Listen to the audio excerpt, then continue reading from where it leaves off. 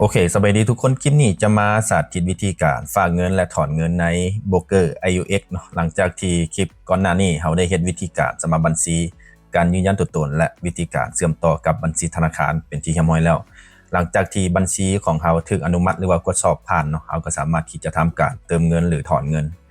ในระบบของ IUX ได้ปกติเนาะกับวิธีการฝากถอนก็ให้ทุกคนเข้ามาที่ในโบรกเกอร์ของ IUX เนาะก็จะปรากฏเห็นหน้าต่างประมาณนี้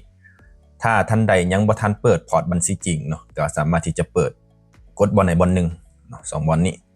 สำหรับท่านใดที่เปิดแล้วก็บ่จำเป็นต้องเปิดเพิ่มก็ได้เนาะเอาไซส์บัญชีที่เปิดไว้แล้วก็เติมเงินเข้ามาได้เลยก็ให้ทุกคนเลือกเป็นบัญชีสแตนดาร์ดเนาะเพราะว่าส่วนใหญ่ก็จะใช้ตัวนี้ให้เปิดเป็นบัญชีจริงโอเคจากนั้นแม่นให้ทุกคนใส่ข้อมูลใน2ห้องสุดท้ายนั่นก็คือ level rate กับรหัสผ่านlevel rate ก็ให้ทุกคนใส่ประมาณสัก1/1,000 หรือ1/2,000 ก็ได้เนาะแล้วก็ใส่รหัสผ่านที่เราสมัครบัญชี IUX โดยปกติก็จะเป็นรหัสผ่าน Gmail เนาะก็หลังจากที่ใส่ข้อมูลแล้วก็มีแต่กดส่งอยู่รูมันเนาะเพื่อทำการเปิดบัญชีจริงโอเคตอนนี้เราก็ได้ทำการเปิดพอร์ตบัญชีเทรดเป็นที่เรียบร้อยแล้วเนาะหลังจากนั้นก็กดไปที่หน้าหลักเนาะกลับไปที่หน้าหลักก็จะเห็นบัญชีเทรดของเราอยู่นี่แต่ก่อนที่จะทำการฝากเงินก็ให้ทุกคนกดสอบอยู่ในโปรไฟล์ของตัวเองก่อนว่าได้รับการกดสอบแล้วบ่นะหรือว่าถูกอนุมัติแล้วบ่ถ้าขึ้นแบบนี้แสดงว่าสามารถเติมถอนได้เนาะซึ่งวิธีการเติมถอนเนาะก็จะสาธิตวิธีการเติมก่อนให้ทุกคนกดไปที่บอลปุ่มเติมเงินได้เลยเนาะจากนั้นก็เลือกเป็น2ทางใดหนึ่งเนาะจะมีธนาคารลาวกับคริปโตซึ่งมื้อนี้ค่อยจะเลือกใช้เป็นเติมผ่านธนาคารลาวเนาะในหน้านี้ก็ให้ทุกคนป้อนจำนวนเงินใส่ได้เลยตัวนี้มันจะออโต้ให้เนาะ10 เหรียญแม่นถ้าเราบ่อยากได้ตามที่เขาจะออโต้ให้เราก็สามารถที่จะใส่จำนวนเงินได้อยู่นี่เนาะใส่เป็นเงินกีบ500,000 บ่600,000 บ่ล้านนึง2ล้านเราก็สามารถที่จะใส่ได้เนาะแล้วระบบมันก็จะคำนวณให้เป็นเหรียญอยู่ลุมยกตัวอย่างเราใส่1ล้านเนาะก็จะได้อยู่ประมาณ 45.73 ประมาณนี้โอเคแต่ว่ามื้อนี้ค่อยจะสาธิตเฮ็ดเป็นตัวอย่างนะก็จะฝากเป็นประมาณ10 เหรียญก่อนจากนั้นกดส่งได้เลยเนาะแล้วมันก็จะแสดง QR Code ให้เราประมาณนี้เนาะให้ทุกคนทำการแคปจอหรือว่าบันทึกภาพเนาะแล้วมันก็จะแสดงจำนวนเงินที่เราต้องได้โอนให้กับเจ้าเนาะอยู่นี่เราก็ไปที่แอป BCL One เนาะแล้วก็โอนเงินให้กับเจ้าตามที่กับเจ้ากำหนดเนาะก็คือ218656โอเคเขาได้โอนเงินไปแล้วหลังจากที่เขาโอนเงินไปแล้วก็มีแต่แคปจอเนาะบินโอนเงินของเขาไว้เนาะเพราะว่าเขาต้องได้ยืนยันกับเจ้าทีนึงจากนั้นกลับมาที่หน้าต่างของ IUX เนาะแล้วก็กดถัดไปเพื่อยืนยันเนาะอยู่รูมัน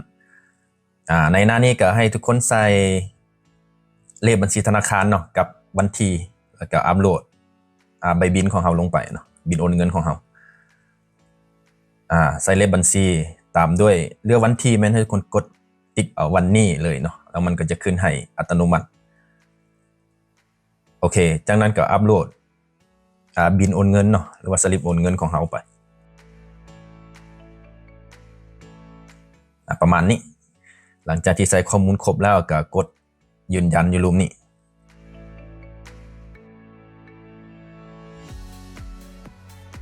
โอเคกดตกลงเนาะจากนั้นก็เขาก็มีแต่รอท่าเงินเข้าบัญชี IUX ของเขาก็จะแจ้งมาทาง Gmail แล้วก็ทางระบบของ IUX เนาะ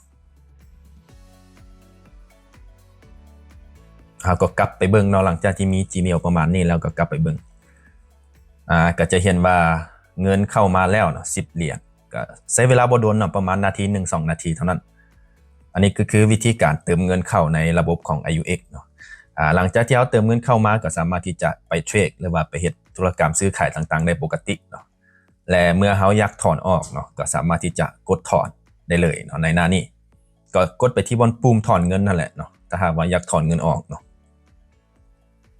กดไปที่บนปุ่มถอนเงินนี้หลังจากนั้นก็เลือก2ทางลาวแบงก์เนาะเพราะว่าเราเติมเงินผ่านธนาคารลาวก็ต้องได้ถอนผ่านธนาคารลาวประมาณนั้นโอเคหน้านี้ก็ให้ทุกคนใส่จำนวนเงินเนาะซึ่งขั้นต่ำที่ถอนได้แม่น5 เหรียญแต่มื้อนี้ก็จะถอนประมาณ10 เหรียญเนาะที่เราเติมเข้ามาวังกี้นี้ แล้วก็มันก็จะคำนวณให้เฮาอยู่รูมหั่นว่าจะถือเงินกีบเท่าใดเนาะซึ่งอัตราแลกเปลี่ยนการเติมกับถอนก็จะต่างกันหน่อยนึงเนาะหลังจากที่เฮาใส่ข้อมูลแล้วก็กดส่งจากนั้นมันก็จะแสดงชื่อนามสกุลบัญชีธนาคารของเฮาและมันจะให้เฮาไป copy เอารหัส OTP เนาะที่เขาจะส่งมาทาง Gmail หั่นมาใส่เนาะจะเป็นตัวเลข6ตัวให้ทุกคนไปเปิด Gmail เนาะแล้วก็จะเห็นประมาณนี้รหัส OTP ตัวนี้ไปใส่เนาะหลังจากนั้นมันก็จะขึ้นประมาณนี้เนาะว่าการถอนเงินอยู่ระหว่างการดำเนินการประมาณนี้เนาะเฮาสามารถที่จะบันทึกใบบินตัวนี้ไว้ได้เนาะเพื่อถ้าหากว่ามันมีปัญหาอย่างต่างๆเฮาก็สามารถที่จะส่งให้ซัพพอร์ตของเขาเจ้าหลังจากนั้นก็กดเสร็จสิ้นได้เลยจากนั้นเฮาก็มีแต่รอท่าเงินเข้า BCL1 ของเฮาหลังจากที่เฮารอท่าน้อยนึงเนาะทาง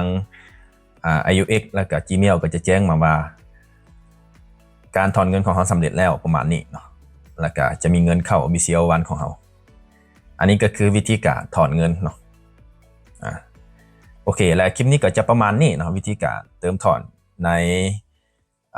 ระบบของ IUX เนาะสำหรับท่านใดที่มีคำถามก็สามารถคอมเมนต์ถามอยู่ใต้คลิปนี้ได้เนาะขอบใจ